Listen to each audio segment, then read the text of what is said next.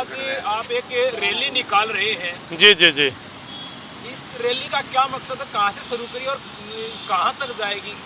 ये ओबीसी जन जागरण अभियान हमने महम की तरह से आज संविधान दिवस पे संविधान की शपथ लेके हम महम से निकले।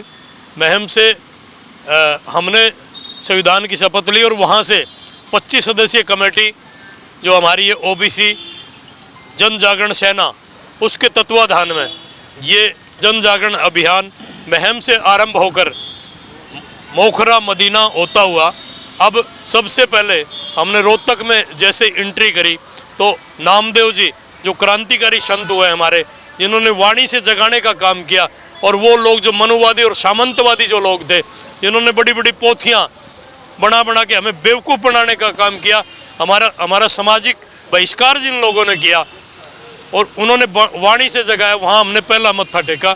दूसरा हम धोबी धर्मशाला में माथा टेक के, तीसरा हम महात्मा ज्योतिबा फूले जी के चरणों में वंदन करके अब जिन्होंने हमें अधिकार दिलाने का काम किया, बाबा साहब भीमराव अंबेडकर जी के चरणों में अभी पुष्प अर्पित करे हमने किए हैं।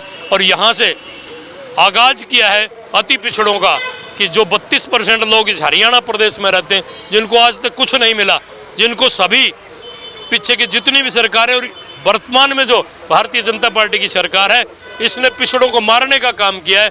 जो भारत का प्रधानमंत्री एक बात कहता था कि मैं ओबीसी हूँ, इसी के नाते ओबीसी ने जो 60% ओबीसी है, जिसका कि हम माननीय नीतीश कुमार जी का आभार प्रकट करते हैं कि उन्होंने दिखा दिया और बिहार में 75% 75% आरक्षण लागू करने का काम करा और हमें बताया कि 63% संख्या जो है वो पूरे देश में, बिहार में भी और पूरे देश में भी है।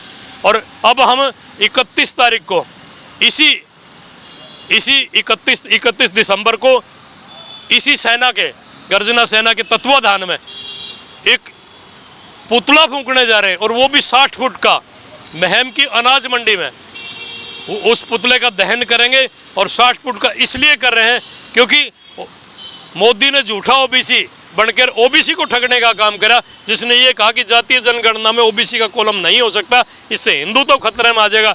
अब हम उसे दिखाएंगे। जो व्यक्ति यूं कहता था तो मैं तो जोड़ा ठा के आया था और जोड़ा ठा के चला जाऊंगा, इस ओबीसी ने उसे शीर्ष पर बैठाने का काम करा और अब उसका जोड़ा जो है ना उठा के चला जाएगा।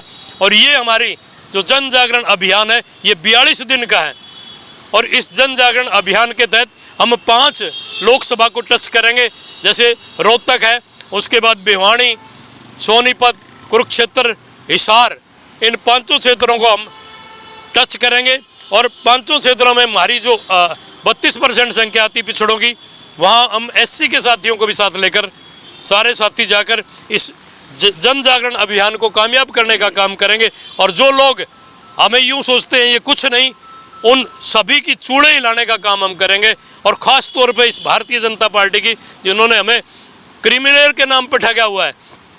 क्रिमिनल 2016 की टर्म एंड कंडीशन के अनुसार होना चाहिए, नहीं तो इस हरियाणा प्रदेश से इस बीजेपी को बाहर निकालने का काम करेंगे। 127वां संविधान संशोधन बिल जो है वो वापस होना चाहिए।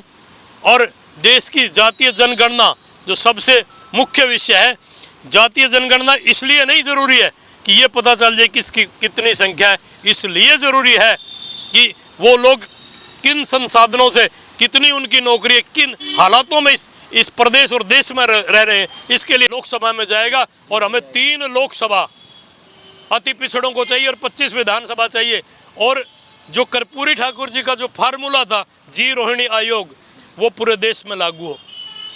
इन विषयों को लेकर ये आप यात्रा लगाएं, मैं तो यात्रा नहीं कह सकता, ये जन जागरण अभियान है।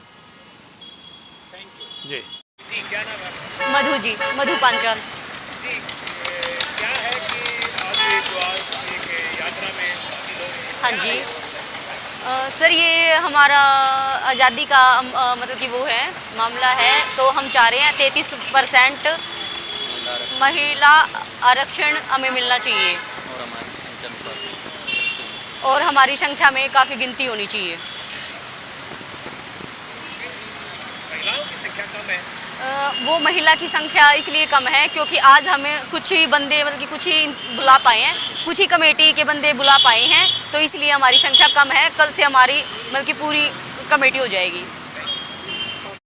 जी, आज आप ये यात्रा निकाल रहे हैं, कहाँ से शुरू करी और कहाँ जा रहे हैं? सबसे पहले तो आपके माध्यम से तमाम ओबीसी बहुजन समाज को जय भीम, जय भारत, जय अशोका, जय भारत। ये हरियाणा के जो कमज़ोर पिछड़ी जो जातियां हैं, उन जातियों को सामाजिक, शैक्षणिक, राजनीतिक भागीदारी का संघर्ष है। इसका जो आगाज़ है वो आज के दिन 26 नवंबर संविधान दिवस के उपलक्ष्य में ये 24 के चबूतरे पर माथा टेक करके इसका आगाज़ किया गया है, जहाँ सबसे पहले तमाम ओबीसी की जितनी भी ये टीम आपके सामने खड़ी है और भी हमारे काफ़ी साथी चले गए, सबने मिलकर के संविधान का पूजन किया और इस क्रांति का जो आगाज़ वहाँ से किया।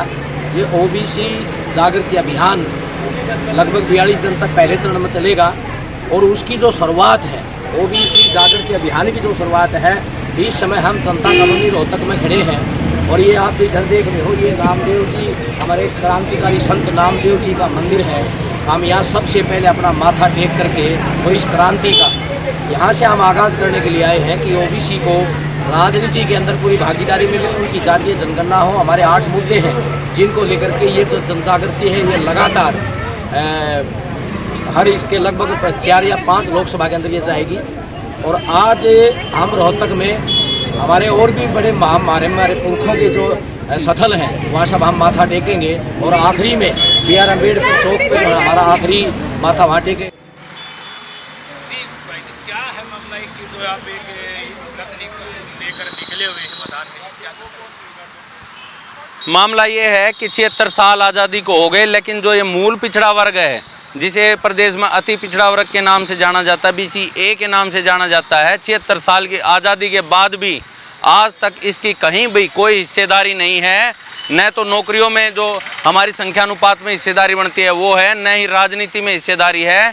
जबकि जो दूसरे जो हम 50 लाख जो है ना इस हरियाणा में है, टोटल 1 करोड़ 82 लाख संख्या जो है ना वोटर्स की है और हम 50 लाख हैं अति पिछड़े वर्ग के लोग। लेकिन जो 19.5% लोग हैं, जो 3% लोग हैं, उनके तो 5-5, 6-6 जो है ना 3% वालों के प्रदेश में मंत्री, कैबिनेट मंत्री हैं, MP MLA हैं। लेकिन हमारा सिर्फ 1-2 MLA बनता है, वो भी कृपा पे। हमारी संख्या अनुपात में जो हिस्सेदारी नहीं है, उसकी हिस्सेदारी के लिए, अपनी जातिगत जनगणना के लिए जो 127वां संशोधन बिल जो केंद्र सरकार ने हमारे ऊपर थोपा है उसके खिलाफ है। और अन्य कई मुद्दे हैं हमारे जिनको लेकर हम एम्स के चबूतरे से आज चले हैं और ये 42 दिन की यात्रा ओबीसी जागृति अभियान हमने चालू किया है और जो इसका जो है ना 17 फरवरी को रोहतक में एक बड़ी रैली के साथ समापन किया जाएगा। मेरा नाम मुकुल पांचाल है। जो आज हमने 26 तारीख को संविधान दिवस पे मैं क्रांतिकारी के चबूतरे से और गर्जना रैली का आगाज़ किया है और आज हम संत क्रांतिकारी संत नामदेव महाराज जिन्हें अपनी वाणी के द्वारा इस देश के मूल निवासी बहुजन समाज को समझाने का काम किया और हम तमाम राजनीतिक दलों ने आज़ादी से लेकर आज तक देश में 55 साल कांग्रेस की सरकार रही। कांग्रेस ने तो हमारे को शासन में हिस्सेदारी दी, ना प्रशासन में, ना जमीन में, ना जोग में, ना व्यापार में। कांग्रेस चाहती थी सब कुछ दे सकती थी और ये तो बाबा साहब अम्बेडकर ने आर्टिकल 340 लिख दिया और आर्टिकल 340 उस 7 अगस्त 1990 को ने लागू कर दिया। इसलिए आज हमारे लोगों की थोड़ी बहुत शासन में, प्रशासन में हिस्सेदारी हुई है और MLA MP में तो आज भी नंगन्य मारीवा है। तो हम बताना चाहते हैं अब 1990 से पहले के पिछड़े हम नहीं, हम 1990 के बाद के पिछड़े हैं। 2024 में हमारे तमाम राजनीतिक दलों से अपील है, हमारी 32% हरियाणा प्रदेश में आबादी है, देश में 42% आबादी है। 42% आबादी के लोगों को मेंबर पंचायत से लेकर लोकसभा तक की रिजर्वेशन और 3 से लेकर 24 एनर्जी रिजर्वेशन तक आबादी के अनुपात से कोटा लागू कराने के लिए हम 42 दिन हरियाणा प्रदेश में गली गली मोहल्ले में जाकर अपने लोगों को जागरूक करेंगे और ज़्यादा तो हमारे से पूर्व वक्ताओं ने सारी बात बताई।